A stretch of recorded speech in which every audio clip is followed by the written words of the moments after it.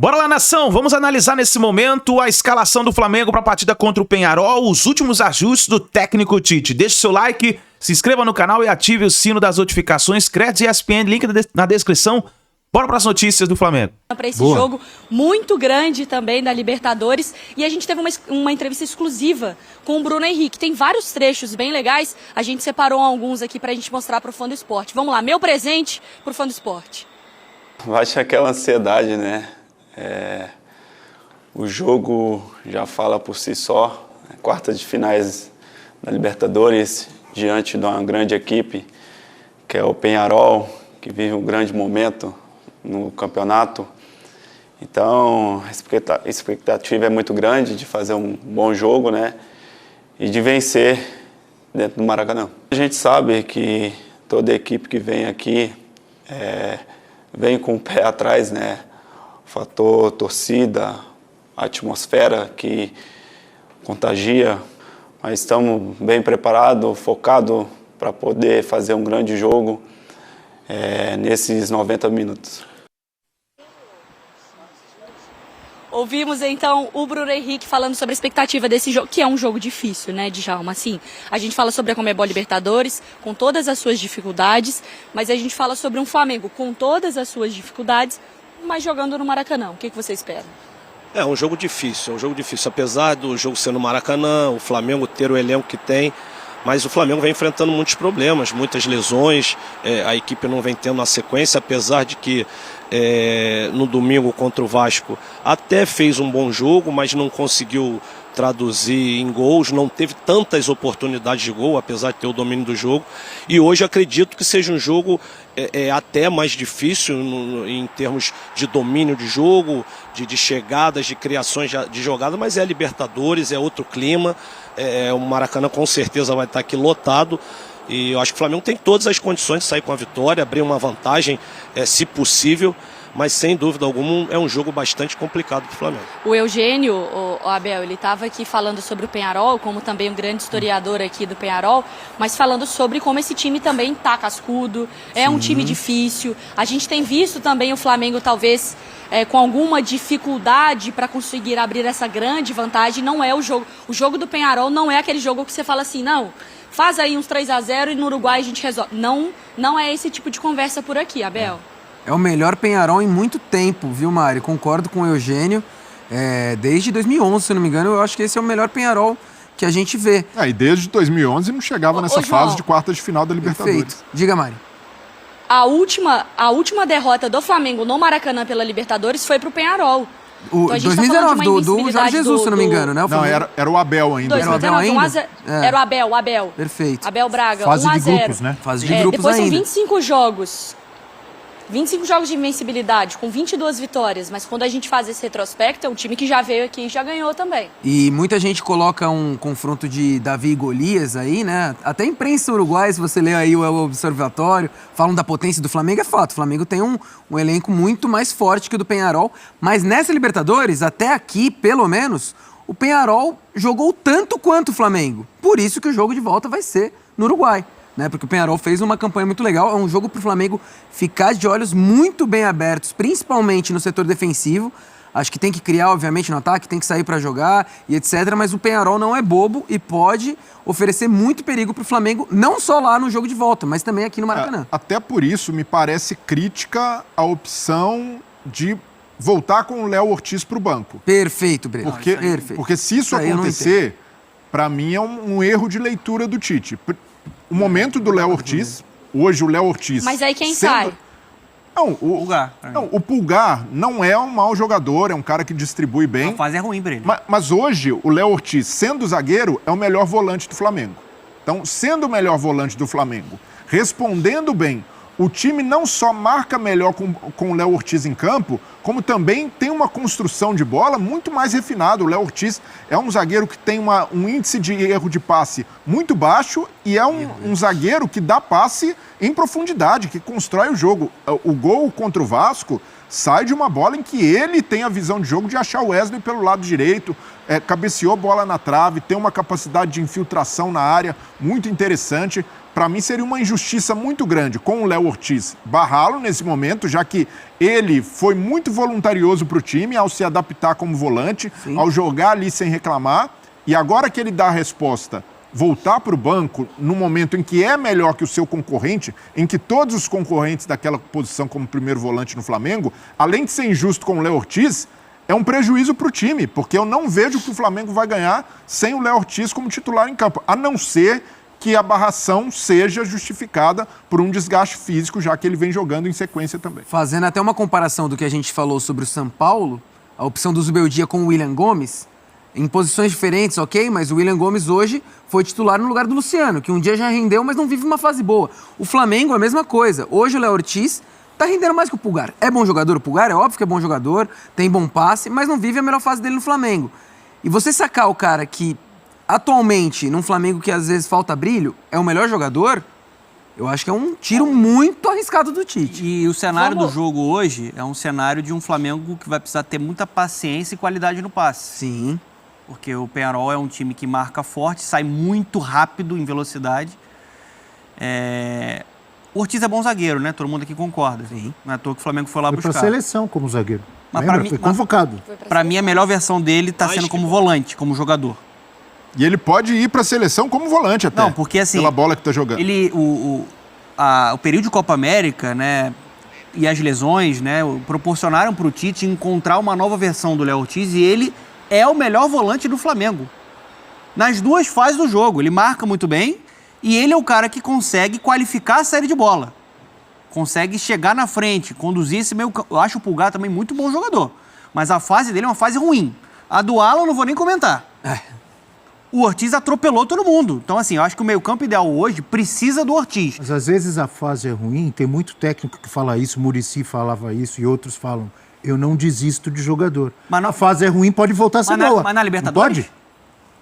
Na Libertadores, o jogo contra o Peñarol, não é melhor você botar quem tá na meritocracia, o que o campo responde, que o Tite tanto fala, não é melhor você colocar o Ortiz? A gente não sabe como que tem, a gente não acompanha os treinos, né? Se não foi uma questão física, a Mari pode falar sobre isso também, se não tem algo físico que impeça o Ortiz de jogar, eu discordo da opção do Tite. Eu acho que hoje ele é um dos melhores jogadores do Flamengo e deveria ser titular nesse meio campo hoje. Vai lá, Mário.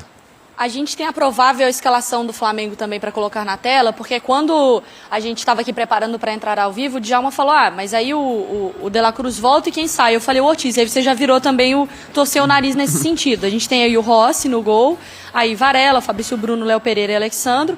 Aí a gente montou com o Pulgar, De La Cruz voltando, o Gerson, que obviamente é o cara dessa temporada do Flamengo, Arrascaeta, o Plata, que aí se mantém, né? E ainda o Bruno Henrique lá na frente fazendo a vez do centroavante. Você também é contra a saída do Léo Ortiz desse time, né? Mari, o Flamengo ele contratou um zagueiraço para chegar e jogar, né? Que Fabrício Bruno ia sair e acabou que encontrou um excelente volante. Acho que o Léo Ortiz, o que ele vem jogando hoje, eu costumo até falar que o Léo Ortiz ele é um dos poucos jogadores, né? Vamos botar assim no Brasil que tem o ritmo que se joga na Europa. Ele joga no ritmo frenético, dando dinâmica e descobriu uma coisa que poucos volantes têm. Ele dá muito passe em profundidade, ele quebra a linha com seus passes, até com uma visão de jogo surpreendente por se tratar de um zagueiro. Então acho que assim, o momento dele é muito bom e acho que não deve ser desperdiçado na importância do jogo que é contra o Peñarol. Agora, tem também o outro aspecto tático, né? Ele vem jogando como segundo volante. O Pulgar é primeiro. Aí você coloca o De La Cruz, coloca o Ortiz como primeiro volante. O Gerson que já volta. Mas os dois eles conseguem, mas você fica mais exposto. É Sim, isso? fica um pouco mais exposto. Mas eu também comparto da opinião dos companheiros que se tivesse que tirar alguém, o último da minha cabeça seria o Léo Ortiz. É complicado, porque assim, a gente pensa desses personagens do Flamengo na temporada, que eles tiveram vários, né? Donan, Breler, Joãozinho, Abel. A gente fala de um Luiz Araújo também, que foi muito importante em um certo momento, lesionado. O Plata agora também agradando o Tite. Obviamente o Pedro, então buscando esse camisa 9. Pra mim o Gerson, um absurdo a temporada do Gerson. Jogando todas e jogando muito, e acho que ele assumiu essa posição de, beleza, alguém vai ter que ser o cara desse time, sou eu. Agora o Léo Ortiz. Então acho que tem alguns nomes que apareceram muito bem. O Flamengo tem que, pra mim, quem tá jogando bem? Gerson, Léo Ortiz, Bruno Henrique lá na frente, mantém os caras. Não mexe nesses caras. Já apareceu Cebolinha, machucou. Quem mais? Michael, 2 jogos, machucou. Luiz Araújo, machucou. Nossa. E todos que estavam tendo destaque, né? Pedro é artilheiro do país, mas eu concordo com a Mari. Que o cara do Flamengo, o cara que amadureceu muito depois do drama que ele passou, da cirurgia, depois de receber a braçadeira de capitão, é o Gerson, né? O Gerson é um jogador versátil, tá correndo uma barbaridade. Sempre falavam muito que sem bola dele era pouco competitivo. Ele tá muito focado em campo, até sem a bola. E com a bola ele é diferente, né? Um jogador de seleção brasileira. Voltou a ser o Coringa, né? Tudo passa por ele nesse meio campo. E eu acho que o Flamengo, ele recebeu 2 boas notícias no jogo contra o Vasco. O Plata foi muito bem no jogo. Até com a ausência do Luiz Araújo, é um jogador que vai entregar essa característica de velocidade, de habilidade. E a chance dele, né? Importante, a chance dele agora. Deve jogar mais pela esquerda, né? Como jogou com o Vasco, mais com liberdade. E o Alexandro. Eu acho que o Alexandro é um jogador que vai ser muito importante na partida de hoje. Se fosse o Ayrton Lucas como um titular, o Flamengo poderia sofrer muito com um jogo de velocidade nas costas ali do Ayrton Lucas, porque o Pearol é muito forte nisso. O Alexandre é um jogador que defende melhor, muito mais equilibrado, nível de seleção, né? De jogador de Copa do Mundo. O Tite conhece bem. E ele também foi muito bem no apoio contra o Vasco. Então, assim, vai dar uma consistência, uma experiência, jogador de outro quilate, né? Para esse sistema defensivo. Eu só tenho, não sei o que Djalma acha, Mário, os companheiros, assim, para esse jogo, acho que o Pedro faz muita falta, cara. Para todos os jogos. Mas assim, e para esse mais? É porque o Bruno Henrique é grande jogador, mas assim, para você enfrentar o adversário fechado, um jogo de paciência, você tem um Pedro ali que fica segura da grande área, né? sai, joga de costas, faz o pivô, sai da grande área bem. Acho que é um teste para esse Flamengo hoje ser um time com poder de fogo sem o Pedro funcionando ali. Gabigol não tá nem relacionado. Nem relacionado. Ô, Donan. Oi, Djalma. Donan, em relação a isso que você está falando, no jogo de domingo, eu percebi assim o Bruno Henrique assim, um pouco incômodo algumas vezes ali na posição de 9. Ele não encontrando, às vezes, o espaço, a maneira de penetrar correta, porque não é a sua função. É diferente você jogar pela ponta, entrando na área para fazer gol como 9, cabeceando, do que você já começar o jogo ali. Jogando, né? de costas, Exatamente. Né? De repente, eu não sei, mas pode ser uma opção que o Plata também jogou pela direita, jogou bem nas vezes que atuou pela direita, apesar dele ter atuado mais o clássico pela esquerda. Pode ser também que jogue sem esse 9 fixo, e o Bruno Henrique pela esquerda, o Plata pela direita, em alguns momentos do jogo. Pode ser que aconteça isso, porque eu vi o Bruno Henrique sem possibilidade de explorar sua melhor característica, que é receber a bola em velocidade. Ali ele de costa pro gol, ele sofreu um pouquinho com isso. Vamos ver hoje se no jogo contra o Pearol o Flamengo consegue criar as oportunidades melhores para ele jogando ali centralizado de 9. E o pessoal do Peñarol tá confiante também, tá? Claro, respeita muito o tamanho do Flamengo, dos jogadores do Flamengo, mas tem brasileiro no elenco também que falou sobre esse confronto. Vamos ouvi-lo. Então a gente tem que acreditar, a gente tem excelentes jogadores, excelentes individualidades e como grupo. E, bom, a gente acredita que a gente vai surpreender. E, bom, vamos ver. Tô ansioso para estar no Maracanã. Nunca joguei no Maracanã, então imagina o sonho no Maracanã, lotado, quarta de final de Libertadores. Vamos ver. Que Deus me permita continuar sonhando com mais. O Léo Coelho falando aí sobre essa expectativa, falou, vamos surpreender. A gente tem alguns dos destaques do Peñarol, Léo Fernandes, em 8 jogos pelo Peñarol, e o Eugênio tá me falando dele, falou, ó, Mari, o Léo Fernandes no Peñarol, a coisa tá funcionando. 3 gols, é o segundo artilheiro da equipe, tem 5 assistências, 29 finalizações, 29 chances criadas e 3 vitórias garantidas ou com um gol ou com assistência dele. O Eugênio falava muito aqui pra gente sobre, a gente já tinha visto isso, né, da força dele na finalização, de como ele arrisca, de como ele é um cara que pega muito bem na bola e que o time tem funcionado para potencializar esse jogador.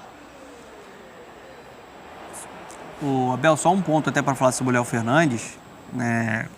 Nessa temporada, impressionante. Ele tem 34 jogos. Ele participou de 30 gols. Que isso? São 16 gols e 14 assistências, né? Um jogador que o Diego Aguirre consegue explorar muito a capacidade dele de finalização. Ele tem essa liberdade para vir para finalização, a bola parada. Olha como é que ele vem ali aparecendo por dentro. Que isso? Canhotinho. Acho até que ele foi subaproveitado. Que golaço, no hein? Fluminense do Diniz. Até pelo momento que o Fluminense apagada, tinha, né? Ele foi campeão da Libertadores. Tinha muita gente jogando bola. Tinha concorrência. Mas amadureceu também o futebol do Amadureceu, cara, né? Ele é um dos grandes jogadores hoje do futebol sul-americano. Mas no Fluminense ele não estava jogando como está jogando agora, não? Perfeito, Dija. Muito, com certeza, Djalma. Estava abaixo. E até pela concorrência. Estava no elenco campeão do ano passado. Da Libertadores. Campeão da Libertadores, mas praticamente ali como um coadjuvante. Né? O Aguirre está completamente apaixonado pelo Léo Fernandes. O protagonista, né? O Djalminha estava no resenha da rodada de segunda, o Lugano trouxe um pouco mais sobre o Léo Fernandes e ele fala que assim, ele tem um toque na bola, uma finalização. Chuta muito. Que o próprio Aguirre já citou. Ele viu poucos jogadores com esse poder de finalização. Canhotinha poderosa. É uma canhotinha calibrada também na bola parada. Bom não fazer falta perto da grande área. E além dos zagueiros, o Peñarol tem o Max Silveira, o centroavante, que é um cara que incomoda bastante no jogo aéreo. O Max Oliveira, xará dele, também chega muito na área para cabecear, tentando aproveitar uma sobra no segundo pau. Cabreira, Baez. Então, o Flamengo vai precisar tomar cuidado também com algo que ainda é um ponto fraco, que é a bola parada aérea, defensiva. Né? É isso aí, porque era um problema, foi um grande problema, né, recente do Tite, essa bola pelo alto, essa bola aérea.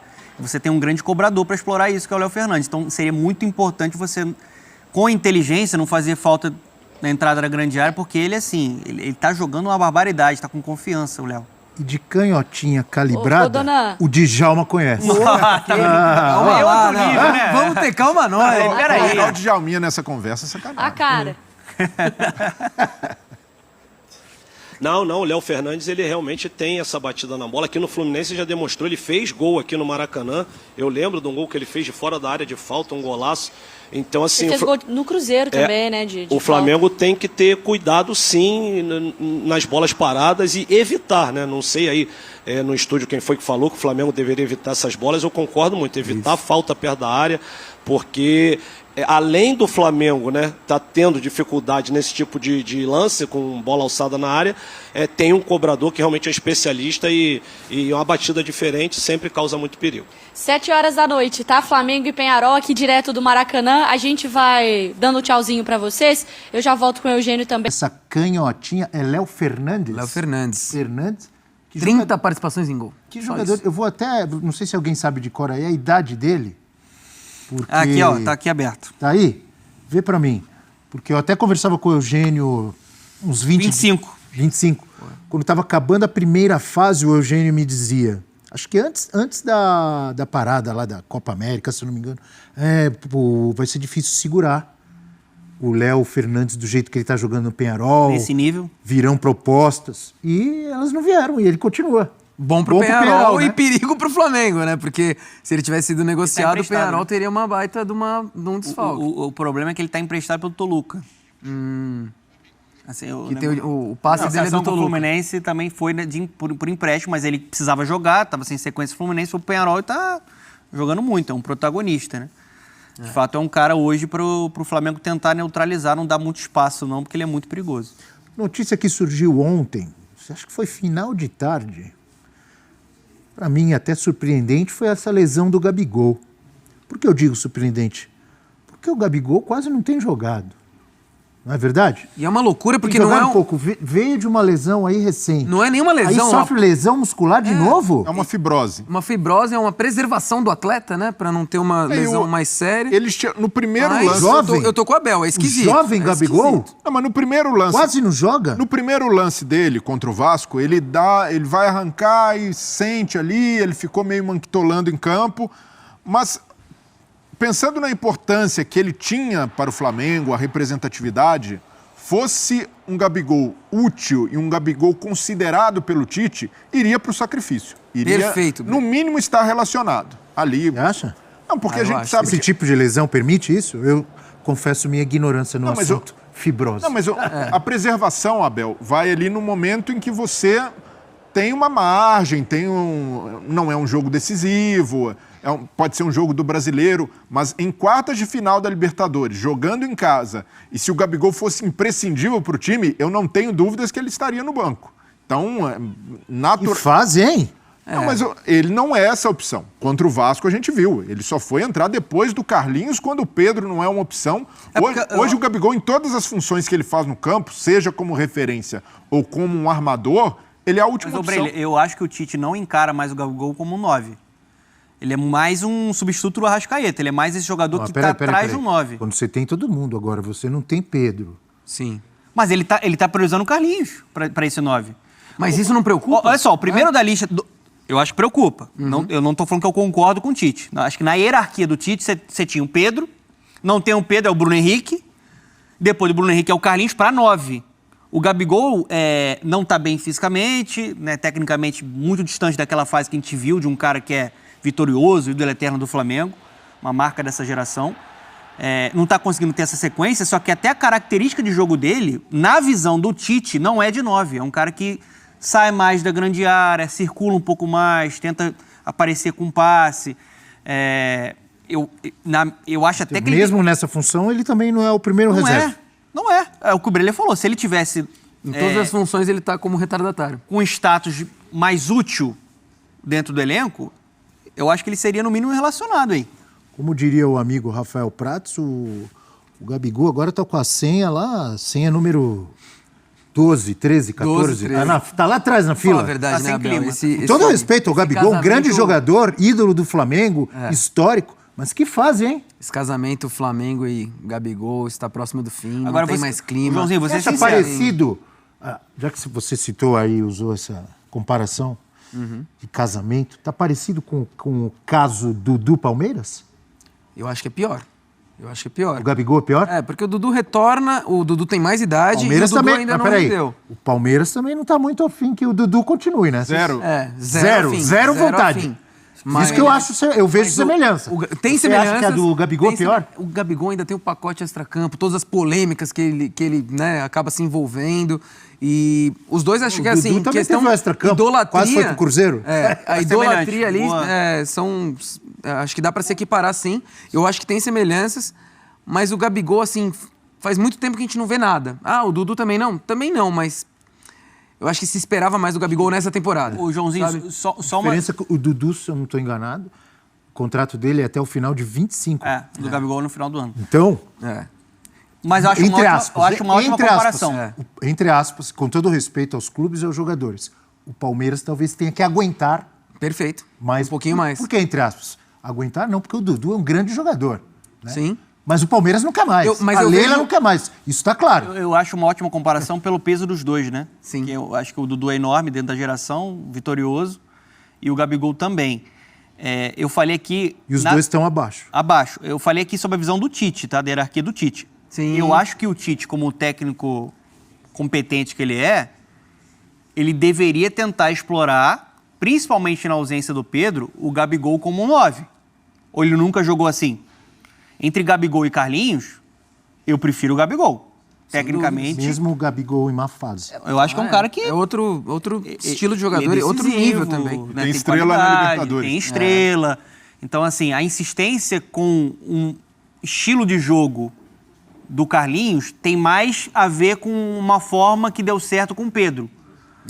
Só que acho que você poderia também ter esse trabalho maior para dar confiança para o atleta, porque confiança é tudo. Você imagina o jogador, o profissional, no seu ambiente de trabalho que enxerga que o seu chefe não confia em você. Seu rendimento vai cair também. Não, e ali tem dois lados. A chefia não só da comissão técnica, principalmente da diretoria. Eu ia falar isso. A diretoria já mostrou a porta de saída. Não é só o Tite, assim... Isso não é informação. Isso também tem a ver com o Dudu, né? Mas é sentimento. Não é defesa do... O Gabigol caiu de nível. A diretoria também não está muito afim que o Gabigol... Ele caiu de nível. Fisicamente, tecnicamente. Ele também tem a conta dele. Só que eu acho que o contexto não é favorável para o Gabigol. Entre Gabigol e Carlinhos, eu acho que no mínimo o Gabigol tinha que ser a segunda opção ali, quando não tem o Bruno Henrique, para ser esse 9, entendeu? Errou. E o Tite não acha isso. O Gabigol errou muito no Flamengo, mas não merecia esse fim. Isso aí, para mim, é algo que também... não se faz, até em respeito à torcida, com um ídolo do tamanho do Gabigol, a maneira como a diretoria o tratou na negociação e principalmente depois do caso de doping, que ali a diretoria entendeu que era a senha para mandar o Gabigol embora, para se livrar dele, e eu não vejo isso como algo certo de se fazer com um cara que também entregou muito, tudo bem que há tempos não joga, mas representa muito para o Flamengo. Vem aí o Sport Center, muito obrigado, Bre. Tá, então, nação, as últimas informações do Flamengo, essa é a preparação do Mengão aí para a partida contra o Peñarol, que acontece hoje, 7 horas da noite. Anota aí no seu relógio, é 7 horas da noite. E ficamos aí nessa escalação do Tite, que tirou, né, o Léo Ortiz da volância do Flamengo, preservou o Léo Ortiz. E agora, meus amigos, eu gostaria da sua opinião, que você escrevesse nos comentários, você, torcedor, torcedora do Mengão, colocasse nos comentários a sua opinião. Para você, o Tite, ele acertou na escalação ou você acha que essa escalação deveria ser diferente? Pelo menos até o momento que nós temos, a informação é de que ele vai com o goleiro Rossi, na zaga Léo Pereira e Fabrício Bruno, nas laterais Varela e Alexandro, no meio de campo De La Cruz, De Arrascaeta, Eric Pulgar, nas pontas Gonzalo Plata e Gerson, e o homem de referência do Tite, Bruno Henrique. Essa é a escalação para a partida contra o Peñarol. Lembrando que o Peñarol está confiante, meus amigos. Eles estão confiantes, chegaram no Rio de Janeiro, tão confiantes. A gente deu uma olhadinha aqui nas notícias do Peñarol lá no Uruguai e a imprensa esportiva coloca o Flamengo como favorito, mas não deixou no ar, podemos dizer assim, a confiança da equipe do Peñarol, que está fazendo uma boa temporada. Chegou longe aí na Libertadores da América nesse ano, e eles estão confiantes por causa do tabu que tem contra o Flamengo. Eles têm esse tabu, foi uma equipe que conseguiu vencer o Flamengo dentro do Maracanã, então a expectativa do lado deles é de muita confiança. Vamos ver o que o Tite vai preparar para essa partida, né? Agora eu gostaria da sua opinião, coloca nos comentários o seu palpite. Eu já deixei meu palpite no vídeo da manhã. Eu coloquei o seguinte: Flamengo 2-0 com gols de Gonzalo Plata e Bruno Henrique. Essa é a minha opinião. Vai acontecer? Eu não sei, vou torcer para que isso venha acontecer e que o Flamengo consiga um placar elástico, porque aí vai tranquilo para a partida lá no Uruguai. Tamo junto, nação. Obrigado por você estar aqui até o final do vídeo. Não se esqueça, dá aquela moral, deixa o seu like. Se você não é inscrito aqui no canal Meu Mengão React, eu convido você a se inscrever. É só ativar o botão aqui embaixo e o sino das notificações. Lembrando a você que a gente vai trazer o pós-jogo do Flamengo aqui no nosso canal. Então, para você ficar ligado nas notícias, você precisa ativar o sino das notificações. É só você apertar o botão que está aqui embaixo e aí você vai receber assim que a gente tiver postado as notícias do Mengão. Você que gosta de receber as notícias do Mengão, é só ativar o sino das notificações aqui no YouTube. Tá certo, nação? Obrigado por você estar aqui, tamo junto, forte abraço e que seja, hein, com uma grande vitória do Mengão. A gente se vê daqui a pouquinho no próximo vídeo.